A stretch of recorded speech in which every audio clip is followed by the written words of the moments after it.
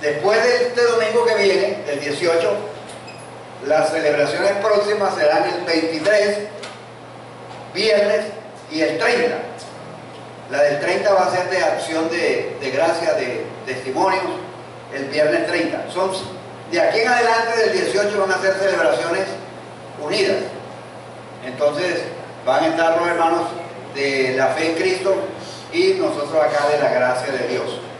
Entonces, el domingo 25 y el 1 de enero no vamos a tener celebraciones porque ya tuvimos el 23 y el 30. Entonces, por ser feriado es complicado. Entonces, para que lo tengan en cuenta, ese afichito se lo mandamos también a su correo ahí para que no llegue aquí usted el 25 de diciembre. ¿Será que el Señor vino? Y yo no estaba preparado, o sea, y entonces empieza a dar vueltas allá y empieza a llamar al uno y a llamar al otro, o sea, no pase por esa situación. Entonces, anote su agenda o ponga algo en su celular que le recuerde que la celebración es el 23 y el 30. Muy bien, vamos a orar ahora para pedir a Dios su dirección a través de la enseñanza.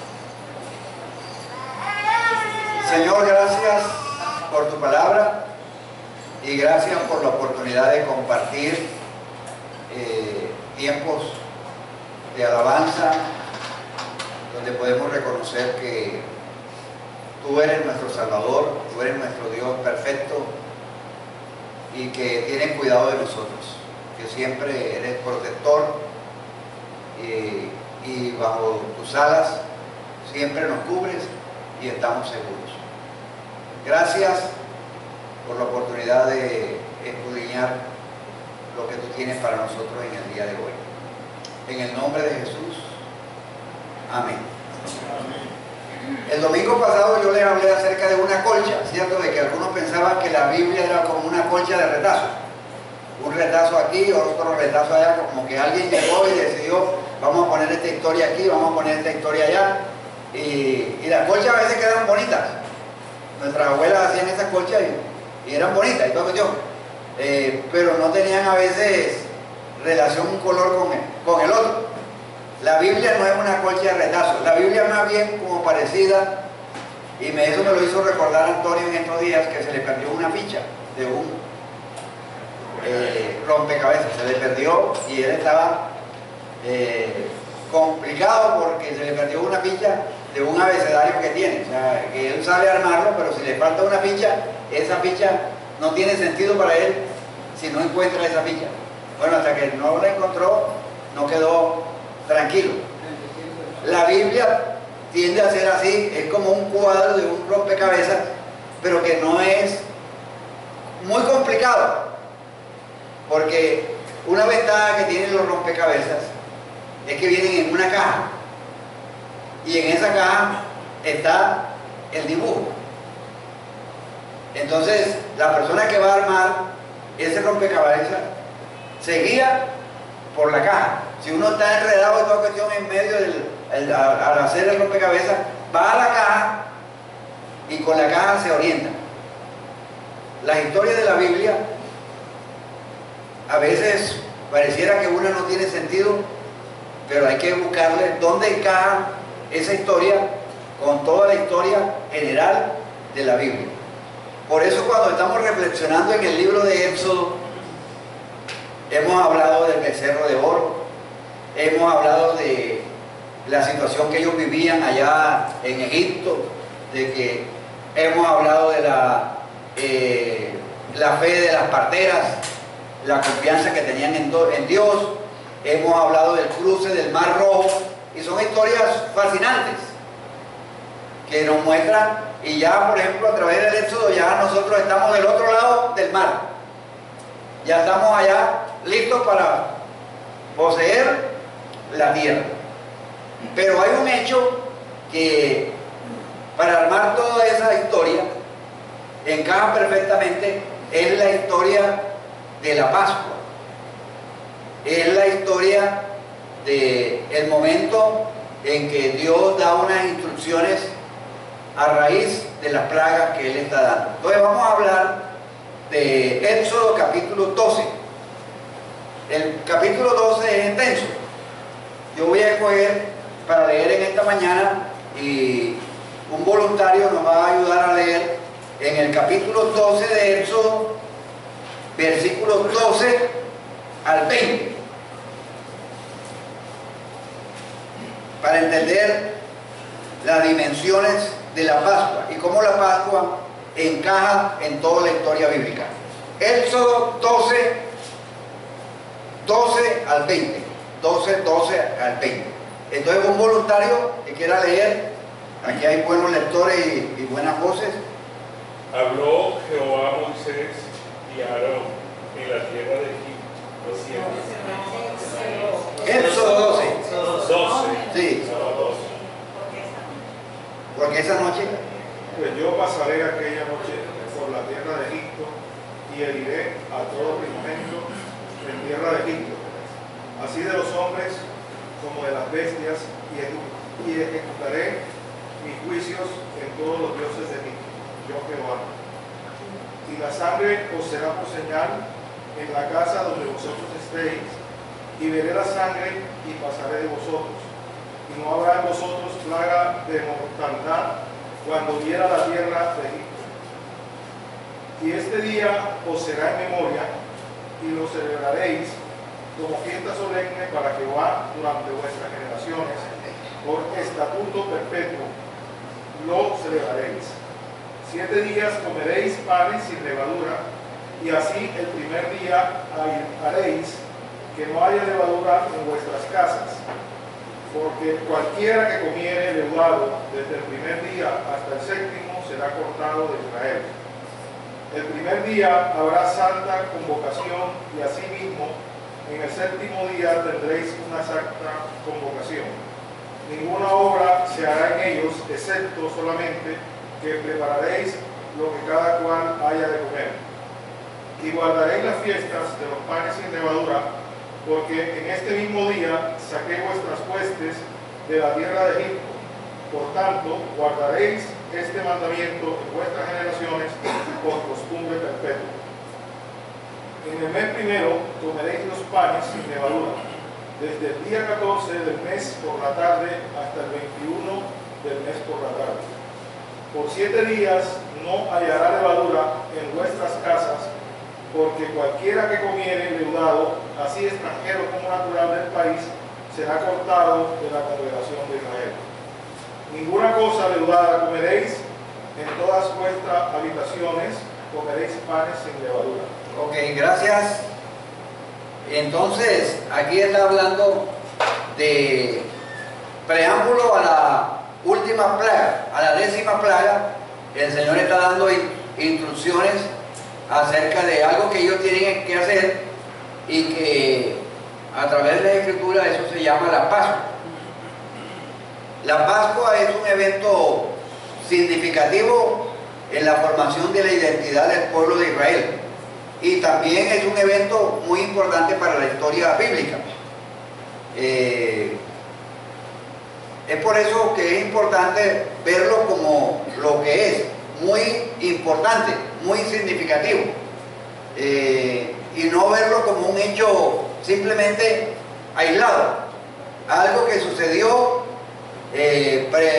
previo a la salida allá de Egipto y listo. Fue algo bien bonito que ellos hicieron, y pareciera que no tiene sentido con toda la historia. Lo que queremos en esta mañana es mirar cómo ese hecho de la Pascua tiene una relación con toda la historia bíblica y aún con lo que nosotros celebramos ahora en Navidad. Ahora, en realidad es la 10ª plaga la que está aquí. O sea, la Pascua es como el clímax de ese conflicto que hay entre el faraón y Moisés. Bueno, digamos, entre Dios y los dioses egipcios. En la narración que nos leyó Higinio, verán que esa es una confrontación.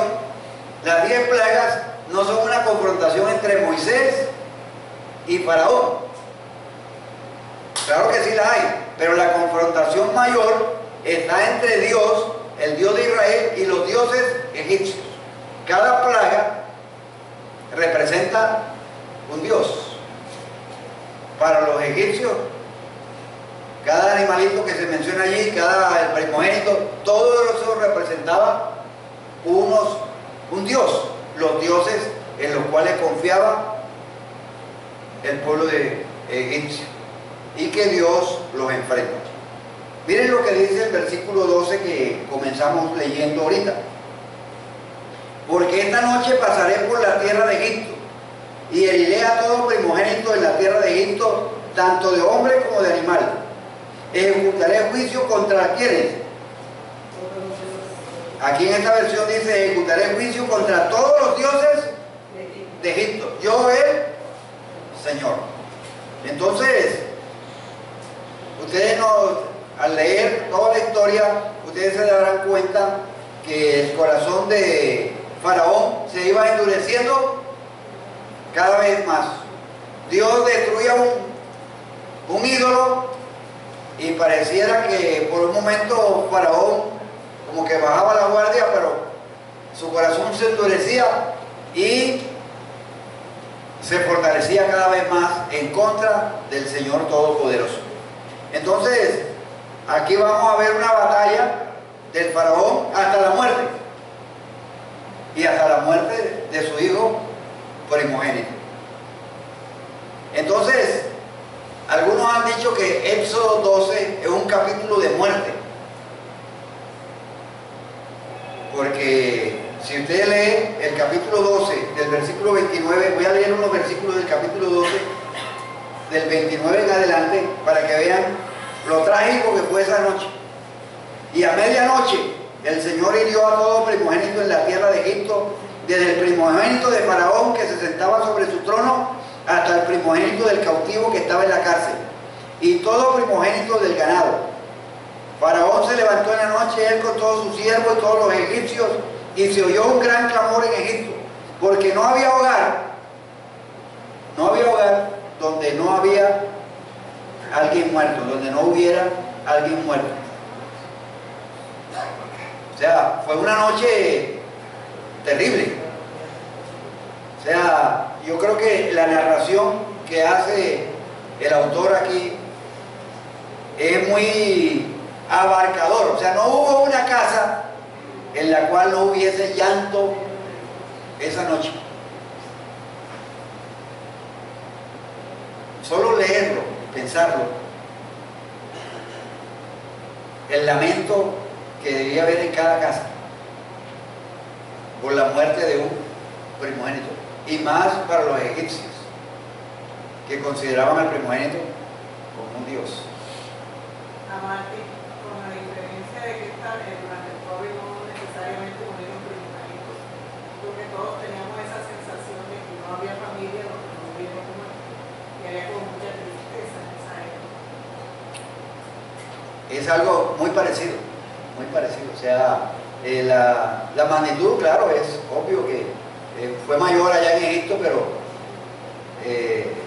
la relación es muy oportuna, porque es que muestra lo que estaba pasando esa noche. Fue algo aterrador. O sea, yo me estaba tratando de imaginar que una voz se unía a otra, y luego a otra, y mientras los lamentos seguían, las personas iban despertando e iban encontrando a sus hijos muertos. En medio de la oscuridad de la noche, dice la Biblia en el versículo 30 del capítulo 12, lo siguiente: Faraón se levantó en la noche, él con todos sus siervos y todos los egipcios, y se oyó un gran clamor en Egipto. Un gran clamor. ¿Se acuerdan ustedes que al comienzo de la historia de Éxodo, el pueblo de Israel estaba bajo el yugo, bajo la opresión del faraón, y había un clamor, y ese clamor llegó a la presencia de Dios? Aquí también hay un clamor, un lamento. O sea, en medio de la oscuridad de la noche hubo grandes lamentos en el país. ¿Quién ha muerto? Era la pregunta que se difundía por todo el país. O sea, la batalla entre Faraón y Dios alcanzó una conclusión fatal. Por eso en la narración dice que antes que amaneciera, Faraón llama a Moisés y Aarón para ordenar que los israelitas se vayan. No podemos tenerlos aquí. Ustedes están causando algo terrible. Pero una vez más, Aarón está pensando y echándole la culpa a los demás y no ve que por sus decisiones está pasando lo que está pasando. Versículos 31 y 32. Entonces Faraón llamó a Moisés y a Aarón aún de noche y dijo: levántense y salgan de entre mi pueblo, ustedes y los israelitas, vayan y adoren al Señor como han dicho. Tomen también sus ovejas y sus vacas como han dicho, váyanse. Bendíganme también a mí. O sea, de paso, denme la bendición. Y no solamente el faraón, sino que los egipcios, versículo 33, los egipcios apremiaban al pueblo dándose prisa de echarlos de la tierra. O sea, apúrense, es necesario que ustedes se ocupen. Aceptó todas las condiciones. Exactamente, todas las condiciones, aquellas a las cuales él se había opuesto, ahora las acepta. Entonces, la población de Egipto se unió a la petición del faraón. O sea que el suceso fue impresionante.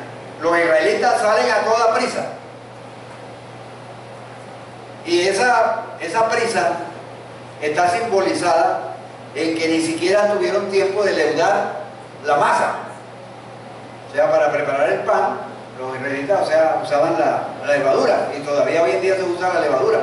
O sea, y esa prisa se simboliza en el hecho de que no pudieron leudar su masa, tal como ya Dios lo había planeado en los versículos 14 al 20. Dios le había dado instrucciones con anticipación.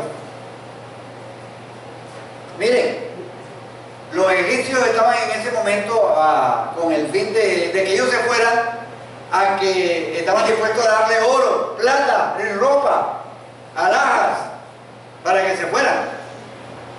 Como en cierto sentido, oye, todo lo que te debemos del pasado, ¿cuánto es que te debemos? Vamos a pagarte. Porque es que ellos veían que la situación era apremiante. O sea, yo me imagino que muchos de ellos dijeron: si arrancó con los primogénitos, los próximos seremos nosotros. Así que esto hay que desocuparlo. Ustedes tienen que salir de acá. Miren cómo a veces la naturaleza humana tiene que esperar hasta que las cosas estén en el caos para poder tomar acciones. O sea, eso que estaban dándoles los egipcios, los israelitas, era, en otras palabras, el ahorro de lo que ellos habían trabajado como burros allá en Egipto y que no había sido remunerado. En ese momento se acordaron de todo el maltrato que habían hecho. Entonces es una manera de compensar todo el daño que habían hecho. ¿Sabe que la historia bíblica dice que salieron cerca de 600,000 hombres? Versículo 37. Los israelitas salieron de Ramsés hacia Sucot, unos 600 hombres de a pie, sin contar los niños.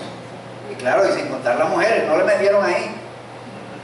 Subió también con ellos una multitud mixta, junto con ovejas y vacas, una gran cantidad de ganado. ¿Se acuerdan que hubo un momento en que el faraón les decía: ustedes salgan, pero el ganado de toda cuestión me lo dejan aquí? Y Moisés dijo: ni una pezuña le dejamos acá. Dios nos ha dicho que hay que llevarnos todo, y todo es todo.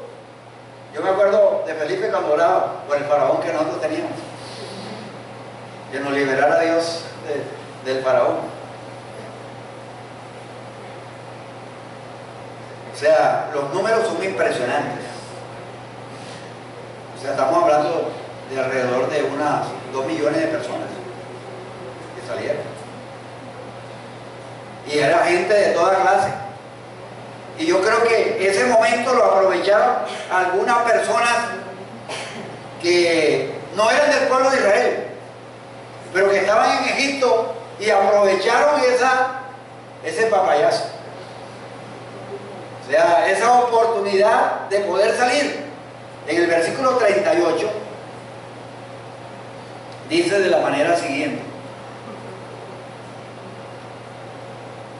subió también con ellos una multitud mixta. ¿Qué dice en aquella versión? Toda clase de gente. Exactamente, toda clase de gente. O sea, que ahí salieron algunos que no eran ni israelitas y probablemente algunos egipcios que habían puesto su fe en Dios o en el Dios de Israel, y a otras personas extranjeras que estaban allí. O sea, una población mixta. O sea, que aprovecharon la oportunidad. Ese acto de liberación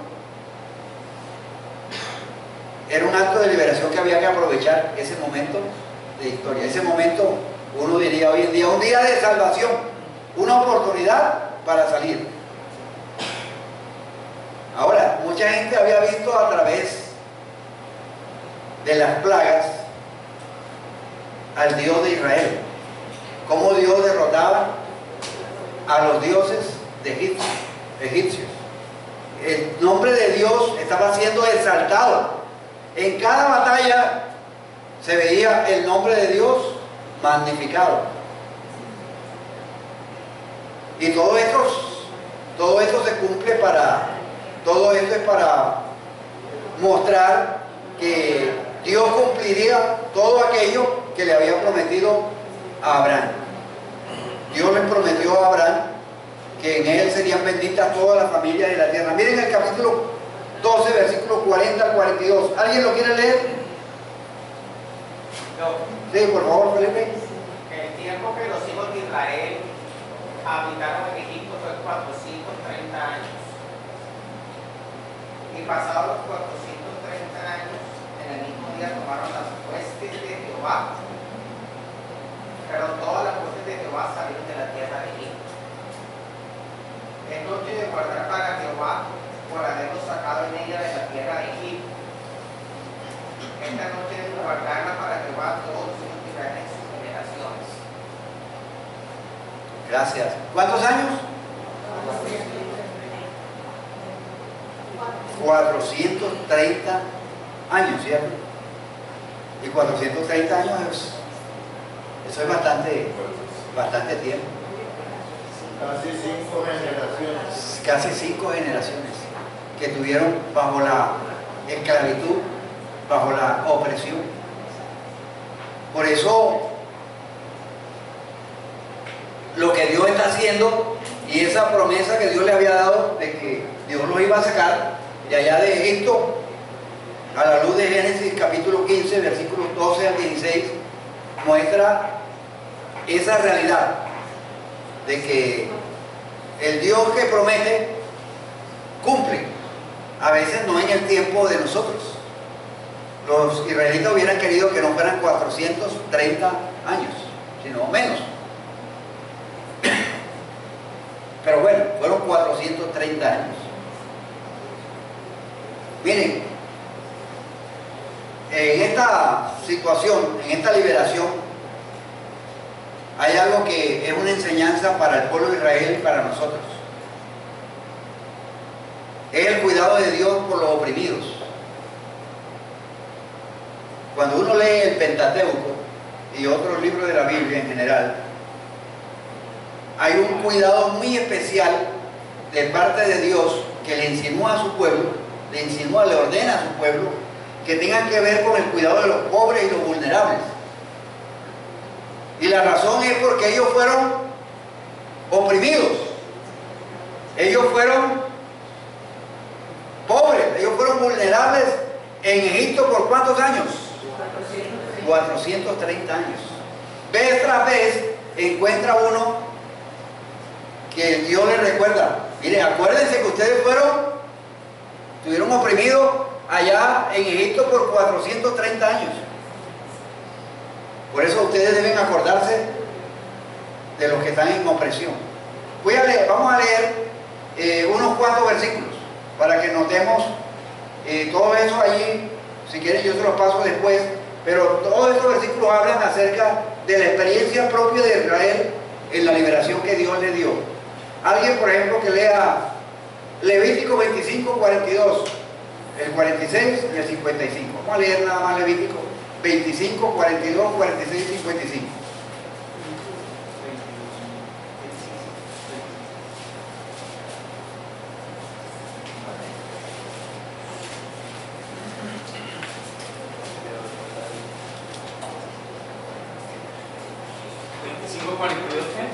Sí, 25, 42 y luego el versículo 46 y luego el versículo 45.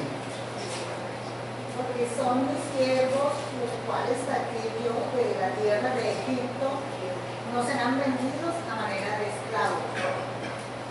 El 46. Y los podréis dejar en herencia para vuestros hijos después de vosotros, como posesión hereditaria, para siempre os serviréis de ellos, pero en vuestros hermanos, los hijos de Israel, no os enseñorearéis cada uno sobre su hermano con dureza.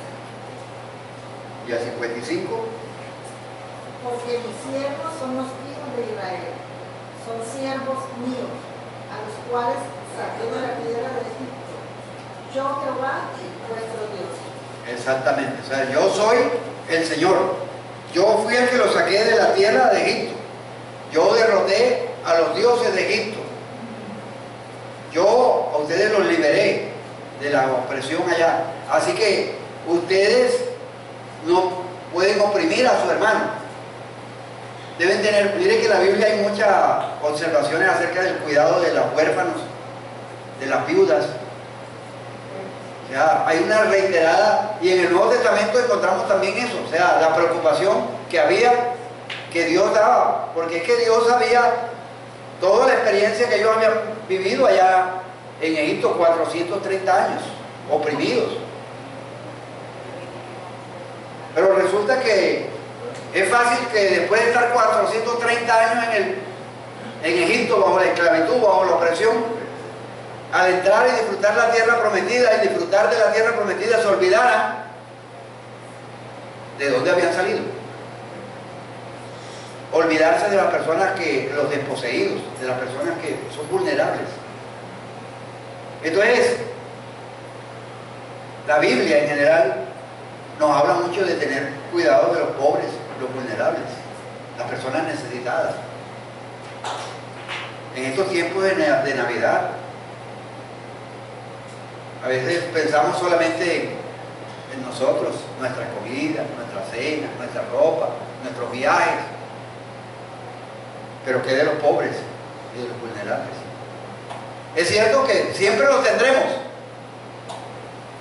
pero debe recordar que de pronto nosotros en el pasado no fuimos pobres económicamente, o tal vez sí, pero espiritualmente estábamos esclavos del pecado, oprimidos por el diablo. Y el diablo, en la opresión del pecado, también trae pobreza a la vida de las personas. Entonces, cuando usted vea el Éxodo o la Pascua, hay un paradigma con la salvación del pecado y del juicio, culminando con la redención y culminando con nuestro Cordero Pascual. Ahí es donde yo quiero enlazar la idea. Cuando yo leo en Romanos capítulo 8 versículos 12 al 14 lo siguiente. Romanos 8, 12 al 14 lo siguiente. Así que, hermanos, somos deudores no a la carne para vivir conforme a la carne. Porque si ustedes viven conforme a la carne, habrán de morir. Pero si por el Espíritu hacen morir las obras de la carne, vivirán. Porque todos los que son guiados por el Espíritu de Dios, los tales son hijos de Dios.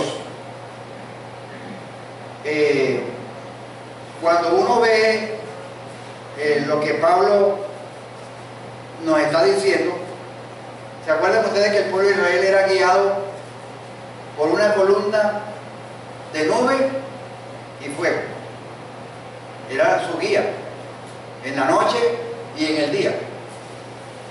Y Pablo está haciendo como esa comparación de el ser guiado por el Espíritu, que realmente el Espíritu Santo nos guía a toda la verdad, que el Espíritu Santo nos ha ayudado a libertarnos de nuestro propio pecado, no del efecto de los pecados de otros, pero sí de nuestro pecado. Por eso, cuando uno ve la liberación del pueblo de Israel, uno lo ve como algo que fue más allá de algo social y político. La plaga de la muerte de los primogénitos se anunció en Éxodo 11 y se lleva a cabo en el capítulo 12 del 29 al 32. En medio de ello Dios da instrucciones para que el pueblo de Israel sea librado de la 10ª plaga. Y vamos a ver esas instrucciones. Las instrucciones están en el versículo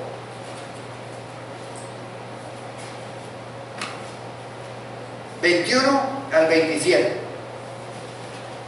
Voy a leer los primeros 3 versículos de ese párrafo. 21.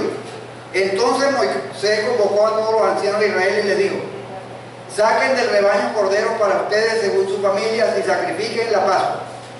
Tomarán un manojo de hisopo y lo mojarán en la sangre que está en la vasija, y untarán con la sangre que está en la vasija del dintel y los 2 postes de la puerta. Ninguno de ustedes saldrá de la puerta de su casa hasta la mañana, pues el Señor pasará para herir a los egipcios.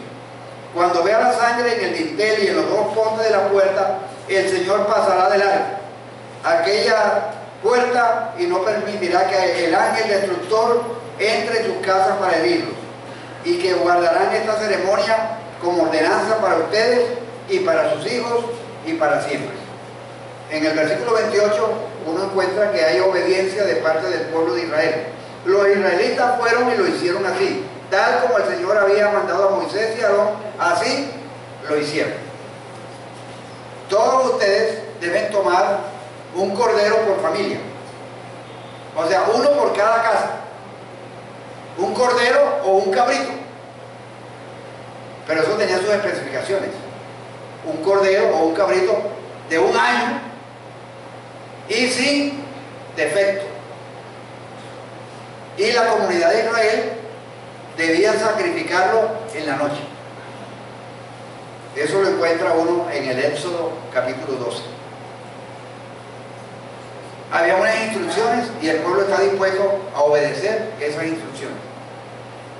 Ahora, con esa sangre del cordero debe ser colocada en las 2 postes y en el dintel de la puerta. Ahí, dentro de la casa, es que tienen que comerse el cordero. O sea, las instrucciones fueron muy precisas. No es que ustedes ponen la sangre allí y pueden comer el cordero afuera. Vamos a hacer un asado allá afuera. No, era dentro de la casa. Y tenían que usar un hisopo para marcar allí la puerta. Y deben comer la carne esa noche. Y dice, ¿cómo debían comer? Asada. No es que a mí me gusta es en sopa, en un sancocho, a mí me gusta en esto o lo otro. No, o sea, Dios había dado unas instrucciones precisas. Asada al fuego. Y es que la obediencia a esas instrucciones tiene que ser precisa, porque es que esa noche iba a pasar el ángel, pasando y trayendo muerte a todo primogénito. La sentencia era para todos, pero en otras palabras le está diciendo el Dios Todopoderoso: mire, la sangre va a servir para señalar las casas donde ustedes se encuentran, porque al verla el ángel pasará de largo. Y la palabra Pascua, eso es lo que significa pasar de largo. En el inglés usan la palabra Passover, pasar de largo, o saltar. O sea, es que vienen en orden, casa por casa, pero donde ven esa señal, saltan. Por eso el Señor dice, cuando yo hiera de muerte a los egipcios, si ustedes han hecho eso, no les va a tocar ninguna plaga destructora. El banquete como tal se llama Pascua, Salto, porque el juicio de Dios pasará por su pueblo, pero no lo tocará. También les dice que deben hacer pan sin levadura, que deben comerse el cordero ya vestidos y con el bordón en la mano. O sea, pan sin levadura y con la ropa puesta y el bastón listo. O sea, en una actitud de comemos. Ahí sí aplicamos ahí el dicho popular, ¿verdad? Nicolás, ¿ya comiste? Ya te vas. O sea, eso era apremiante.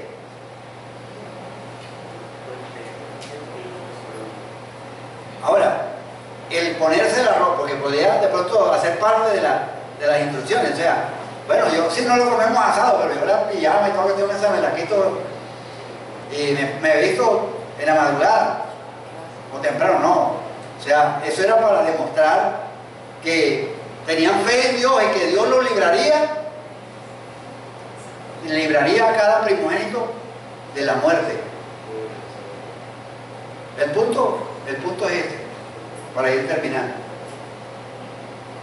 Los israelitas merecen el juicio de muerte así como los egipcios. Los israelitas eran pecadores que merecían la muerte.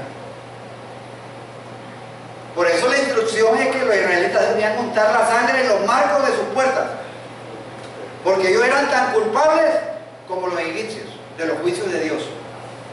Si ellos querían evitar el juicio, necesitaban un sustituto. Los israelitas necesitaban que alguien muriera en su lugar. Oye, pero ¿por qué necesidad de un sacrificio? Es mejor con una pintura, buscar una pintura. Dios es un Dios que conoce todo. Dios sabe dónde están los egipcios, Dios sabe dónde están los israelitas. Pero no se trata de la pintura, no se trata tanto de los postes, de las puertas. Se trata de que venía un juicio y debía haber un sacrificio. Dios sabe que en cada casa hay pecadores, en la casa de los egipcios y en la casa de los israelitas.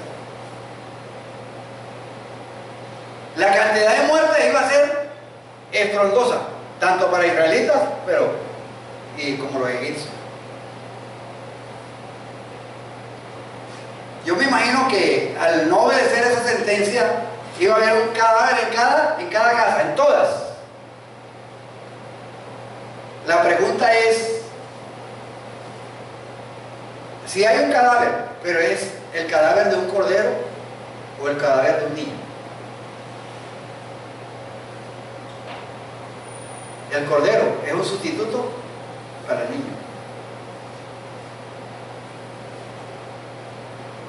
Si solamente se necesitaba la sangre o la pintura roja, entonces no tendría mucho sentido. La sangre significa de que se ha hecho un sacrificio. Cuando el ángel pasa y ve la sangre, ahí hubo un sacrificio, ahí hubo un sustituto. Miren, el sacrificio de un cordero significa que hay un asunto todavía pendiente. Todos nosotros los seres humanos tenemos un asunto pendiente con Dios. No hay justo, no hay uno. Todos somos pecadores. Todos merecemos la muerte. No hay quien diga, no, es que es por aquí, que yo nací allá, que yo nací en un hogar cristiano, que yo esto por acá. No, todos somos pecadores y merecemos el juicio por nuestro pecado. pero hay un cordero. Y ese cordero es una señal en la Pascua. Es un símbolo del verdadero sustituto. Ese evento de la Pascua está apuntando a que va a venir un cordero. Ese es un símbolo de un acto más grande de redención. ¿Ustedes se acuerdan cuando Juan vio venir a Jesús allá en el Jordán? Y cuando lo vio dijo: he aquí el Cordero de Dios que quita el pecado del mundo.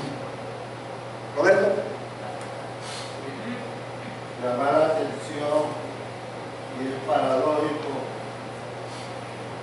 cómo el hombre también imita los actos de Dios, pero con sentido perfecto. Dios dio la instrucción de que marcaran las puertas para que el ángel de la muerte pasara adelante. Sin embargo, la historia registra que en épocas de guerra, en la Segunda Guerra Mundial,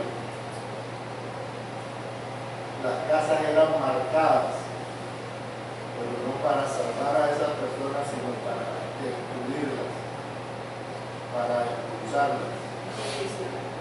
Y hoy mismo, en nuestra propia época, hemos visto cómo eso también fue utilizado, por ejemplo, en Venezuela, marcar las casas de los colombianos para ser expulsados.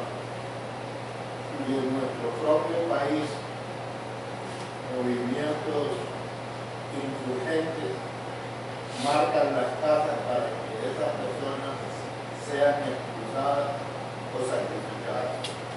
O sea, Lo contrario.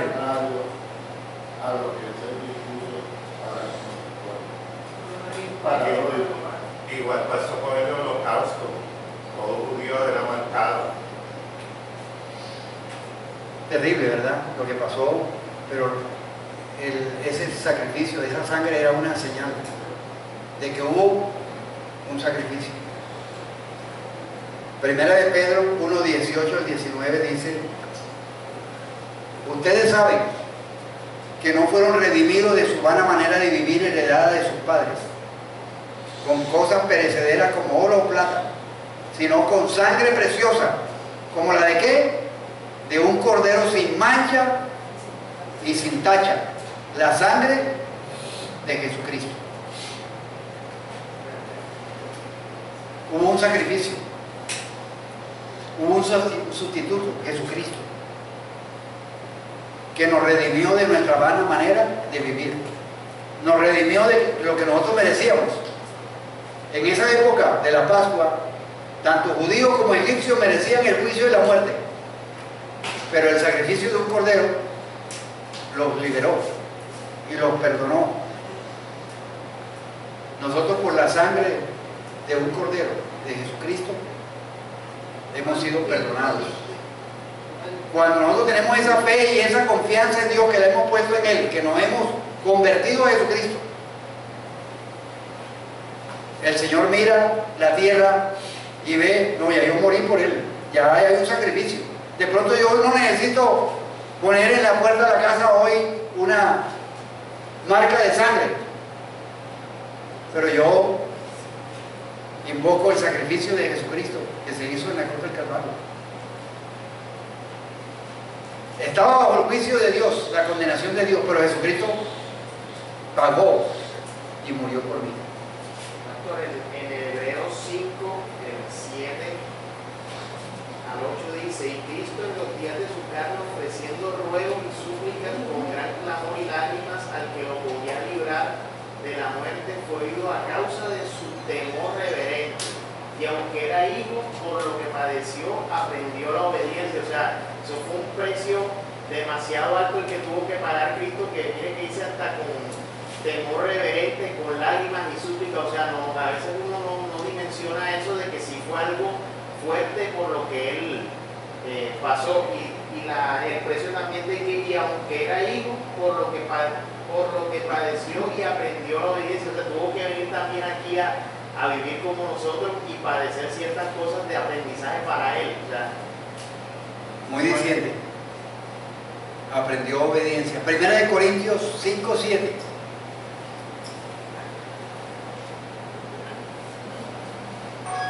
Con eso termino, así dicen todos los pastores y nos terminan. 5:7, 1 Corintios 5:7, que dice: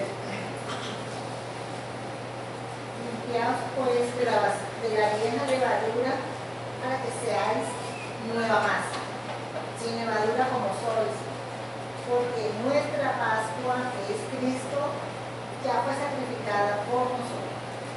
Cristo es nuestra Pascua, es nuestro Cordero Pascual, que ha sido sacrificado por nosotros.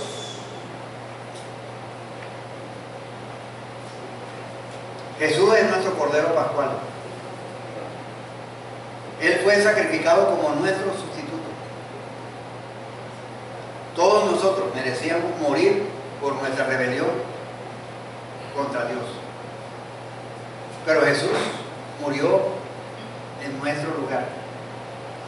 Su sangre cubrió nuestras vidas e hizo que Dios pasara sobre nosotros, o cuando Él venga en juicio, porque Dios va a venir en juicio, porque Dios también es fuego consumidor. Él va a pasar sobre nosotros porque alguien murió en nuestro lugar y nosotros nos apropiamos por fe de eso. Así como los israelitas se pusieron la ropa, se alistaron, hicieron todo lo que Dios les dijo y tenían el bastón en la mano para salir. Ellos tenían la confianza en que Dios los había perdonado. Esa es la seguridad que nos da Dios, de seguridad de salvación. Cuando hablamos de seguridad de salvación, es eso que Dios nos ha garantizado, no por nosotros, sino por la obra de Jesucristo en la cruz del Calvario, el perdón de nuestros pecados. Usted y yo, como resultado de poner nuestra fe en Cristo, somos redimidos. Al igual que Israel, somos redimidos de la esclavitud y de la muerte. Pero no de la esclavitud esa de estar allá trabajando 24 horas diarias. Fuimos librados de la esclavitud del pecado, de la esclavitud de la muerte que merecíamos por nuestros pecados. Yo creo que es un tiempo para nosotros reflexionar si entendemos la Navidad. Si entendemos la Navidad, entendemos que Dios dijo que Él sería Emmanuel, Dios con nosotros. El Dios que se hizo como uno de nosotros, que se dispuso sin pecado, sin mancha, para morir por nosotros, sufrir, padecer. Por eso Él dijo en la cruz: consumado es. Él fue el sustituto perfecto para nosotros. Por eso, si hay alguien aquí en esta mañana que todavía no se ha apropiado de esa verdad, recuerde que usted y yo, todos merecemos el juicio de Dios, pero que ha habido una provisión, y es la muerte del Cordero Jesucristo en la cruz del Calvario. Si usted quiere repetir conmigo una oración allí en silencio, hágala en esta mañana y dígale al Señor lo siguiente: Señor, yo reconozco que he pecado contra ti. Yo reconozco que estoy muerto en mis delitos y pecados. Pero también reconozco que tú me amaste y enviaste a Jesucristo para que muriera en mi lugar. Gracias por el sacrificio de Jesucristo, que es el Cordero de Dios que me limpia de todo pecado. yo invito a Jesucristo, me apropio de la obra de Jesucristo a mi vida. Y te doy gracias por librarme del juicio venidero. Ayúdame a crecer en la comunión con los otros que tienen la misma fe que yo. Gracias por tu obra y por tu sacrificio, que no fue con oro, ni con plata, ni con piedras preciosas, sino con tu propia sangre. En el nombre de Jesús. Amén. Ahora quiero orar en el sentido de que nosotros valoremos el sacrificio de Jesucristo.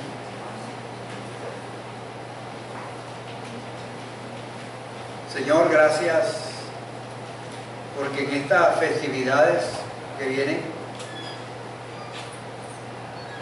fácilmente, Señor, podemos perder de vista el propósito de la encarnación. Y el comercio, Señor, los medios de comunicación nos desenfocan y nos vamos tras las despedidas, las comidas, la ropa, los regalos, cosas que no son malas en sí mismas, pero que muchas veces opacan lo que es la verdadera Navidad. Esa Navidad que nos recuerda que Jesucristo nació, creció, vivió, murió, resucitó, ascendió y ahora está a la diestra de Dios. Y que murió como sustituto por nuestros pecados. Y en esta época también, Señor, ayúdanos a acordarnos de los menesterosos, de los oprimidos, de los pobres. Porque si bien tú le decías al pueblo de Israel que se acordaran de las viudas, los huérfanos, porque ellos habían sido esclavos, habían sido extranjeros y habían sido oprimidos allá en Egipto. Nosotros, Señor, también vivimos bajo opresión del enemigo muchos años de nuestra vida. Y ayúdanos a tener una actitud también de misericordia por aquellos que no tienen un plato de comida, no tienen ropa, no tienen a veces un techo, tienen muchas carencias, Señor, y tú por tu gracia nos has permitido disfrutar de ellas. Que esta Navidad tenga un sentido de preocupación por los más vulnerables. Muchas gracias, Señor, por la Pascua. Gracias por poder recordar que tú eres el Cordero Pascual. En el nombre de Jesús. Amén. Amén. En la Pascua se reunían los padres y los hijos a celebrar la Pascua, y había un tiempo en el cual había unas preguntas. Los niños le preguntaban a papá, ¿y qué significa estos panes sin levadura? ¿Y qué significa eso de la sangre? ¿Qué significa eso de que hay que comerlo asado? Y entonces los padres se le explican y van a la historia. Nosotros necesitamos a veces explicarle a nuestros hijos historias de la Biblia. Historias de la Biblia que se conectan la una con la otra y nos muestran un cuadro global de la salvación y la redención. Que Dios nos bendiga a todos y que disfrutemos esta semana y nos veamos el próximo domingo a celebrar la Navidad aquí.